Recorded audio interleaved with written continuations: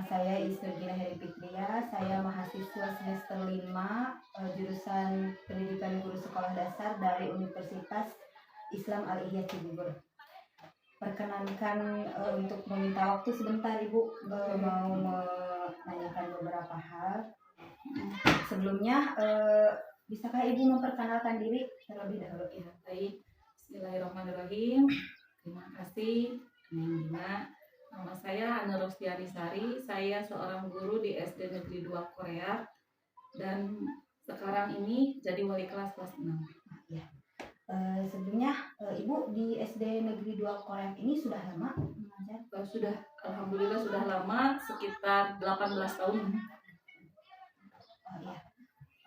Jadi Ibu ada beberapa hal yang saya ingin tanyakan. Yang pertama mungkin tentang kode etik ya Bu. Ibu mungkin percayalah ya udah 18 tahun pasti memahami apa itu kode etik guru.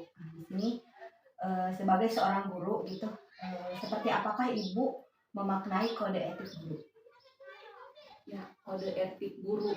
Kode etik berarti itu seperangkat norma ya yang mengatur bagaimana seharusnya seorang guru itu bersikap, baik tutur maupun perilaku begitu. Jadi itu pedoman lah untuk guru bagaimana dia berperilaku dalam menjalankan tugasnya.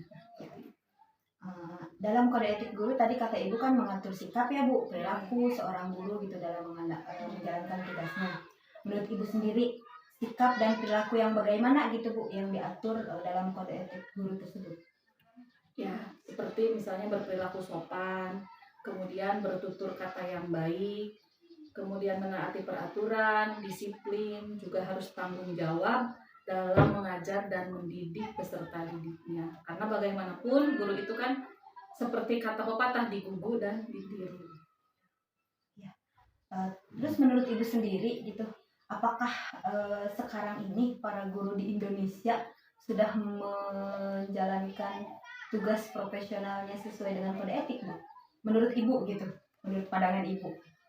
Ya, kalau se-Indonesia itu susah ya, karena kan harus melakukan penelitian. Ya. Tapi yang pasti yang harus dilakukan oleh seorang guru itu yaitu pedomannya tentang kode etik. Bagaimanapun juga karena sekarang ini menuju masyarakat global, siswa itu atau peserta didik itu kan bisa melihat perilaku-perilaku yang dalam tanda petik kurang dari media sosial maupun dari internet.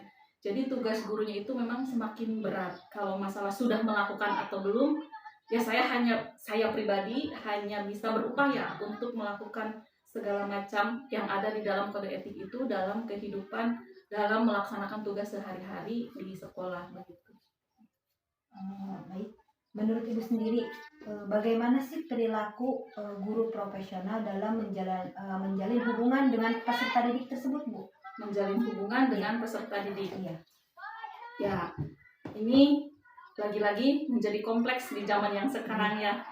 Karena kita harus memahami, mengerti, kemudian kita juga harus tahu karakter peserta didik sehingga dapat tahu apa yang dibutuhkan dan diminati masing-masing peserta didik yang nantinya kita bisa menjalin hubungan baik antara guru dan peserta didik untuk berkembang untuk selanjutnya untuk pembelajaran dan aktivitas selanjutnya di sekolah. Nah Bu, sekarang itu kan ada ya undang-undang yang benar-benar mengatur gitu kekerasan fisik terhadap siswa gitu. Nah, bagaimana Ibu memaknai pernyataan tersebut?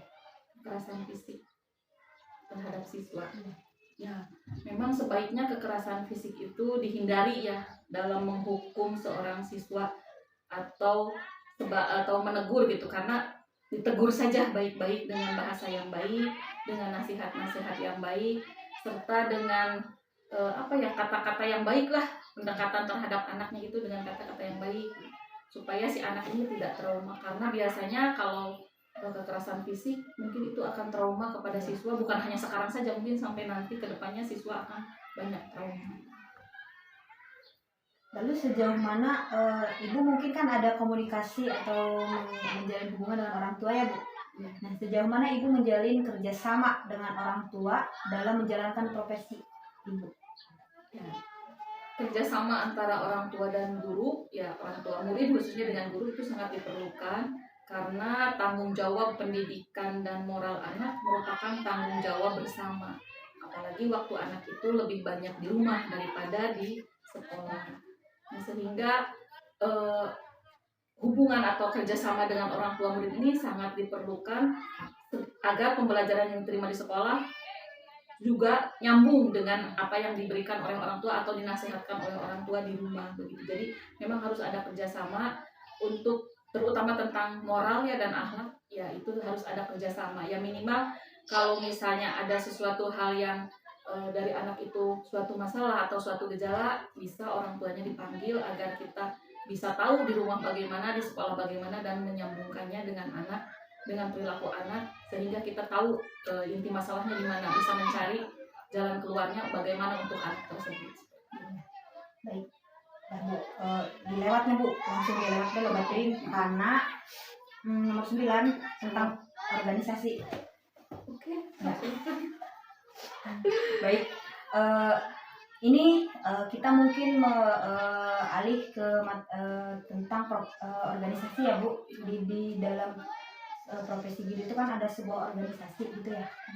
Nah, di lingkungan ibu mengajar sendiri gitu di sini, seperti apakah ada nggak Bu profesi guru yang ibu ikuti? Organisasinya Iya. ya ada, karena biasanya seorang guru itu kalau sudah menjadi guru, baik dia ASN atau bukan ya, atau honorer, pasti sudah tergabung dalam wadah guru yang namanya PGRI ya, atau ada juga KKG atau kegiatan-kegiatan lainnya yang biasanya di KKG itu menunjang untuk memperbaiki atau untuk meningkatkan profesi kita sebagai seorang guru. Fungsinya apa itu Bu? Profesi organisasi profesi itu? Ya, biasanya sebagai wadah untuk guru, untuk meningkatkan kompetensi sebagai seorang guru, juga untuk pemersatu guru dan dengan tujuan yang sama, juga bisa dijadikan untuk media berbagi guru. Jadi kalau kita ada kesulitan di sekolah atau ada masalah-masalah, ada hal-hal yang tidak bisa kita pecahkan dengan rekan sejawat di sekolah, itu bisa dibicarakan di grup KKG, atau misalnya nanti kalau KKG tidak bisa menanggulangi ya baru nanti kita ke yang berikutnya seperti itu. Lalu gini Bu, balik lagi ke kode etik ya Bu. Bagaimana, ada nggak upaya sekolah gitu di tempat ibu mengajar sekarang dalam menjunjung kode etik guru tersebut? Nomor 11. Oh iya, jadi ada upayanya seperti membuat tata tertib atau peraturan yang sudah disepakati bersama untuk agar kegiatan belajar mengajarnya itu bisa berjalan dengan lancar. Jadi tata tertib dan peraturan yang sudah disepakati bersama. Berarti sebelum membuat tata tertib itu kita mengadakan rapat dulu mungkin ya Bu? Ya, di awal tahun ajaran atau di akhir, biasanya untuk tahun ajaran berikutnya. Di akhir tahun ajaran sekarang, untuk tahun ajaran berikutnya aturannya apa yang akan diperbaiki atau akan ditambahkan dengan aturan atau memperbaiki aturan-aturan yang sudah ada. Nah, di lingkungan sekolah tempat ibu sendiri ya sekarang, bagaimana sih hubungan ibu dengan rekan sejawat gitu? Apalagi sekarang kan banyak yang pensiun mungkin ya Bu ya, ada banyak junior gitu. Bagaimana sih? Apalagi ibu itu kan udah belasan tahun gitu. Bagaimana sikap ibu dengan teman sejawat dan junior?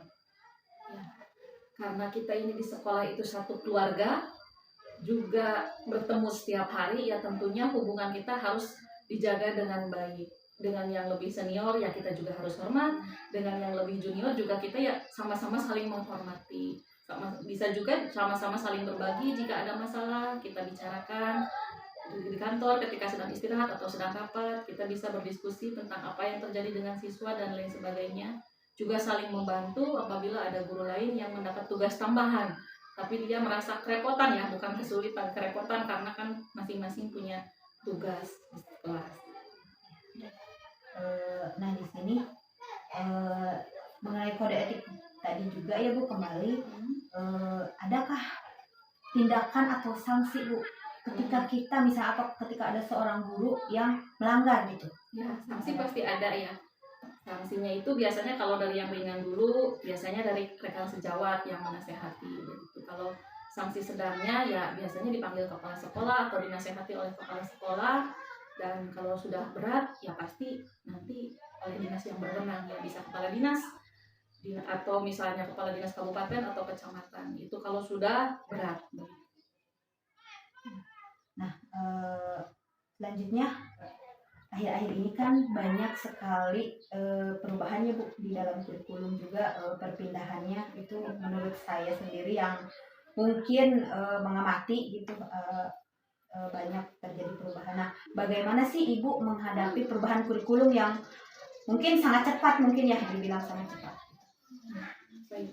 Ya, perubahan kurikulum itu memang kalau misalnya kita menganggap berat, ya pasti berat ya. Bahkan seringkali terjadi kendala bagi seorang guru, baik itu di tingkat SD, SMP maupun SMA. Tapi karena kita sudah menjadi seorang guru, ya kita harus menghadapi perubahan kurikulum itu. Mungkin hal-hal yang bisa kita lakukan dengan mengikuti pelatihan-pelatihan tentang kurikulum itu, karena biasanya kan dinas menyediakan pelatihan-pelatihan untuk kurikulum baru ini, biasanya melalui dinas kabupaten, nanti ke dinas kecamatan, baru di kecamatan nanti pergugus dilakukan untuk pelatihan tentang kurikulum ini. Atau kita juga bisa mencari informasi di internet, kemudian bisa juga kita dengan berdiskusi dengan teman-teman guru yang lebih dulu sudah melakukan tadi pelatihan begitu. Kita jadi bertanya lah ke sana, ke guru-guru yang sudah terlebih dahulu mengikuti pelatihan. Juga kita mencari informasi baik di sosial media, baik di internet, maupun melalui pelatihan-pelatihan yang sudah disediakan oleh pemerintah. Baik, terima kasih Ibu atas waktunya, terima kasih atas ilmu yang diberikan, mudah-mudahan bermanfaat. Ya, mudah-mudahan tidak menyesatkan ya. Terima kasih Ibu Ya. sebelumnya. Sudah Bu, Ya. terima kasih Bu.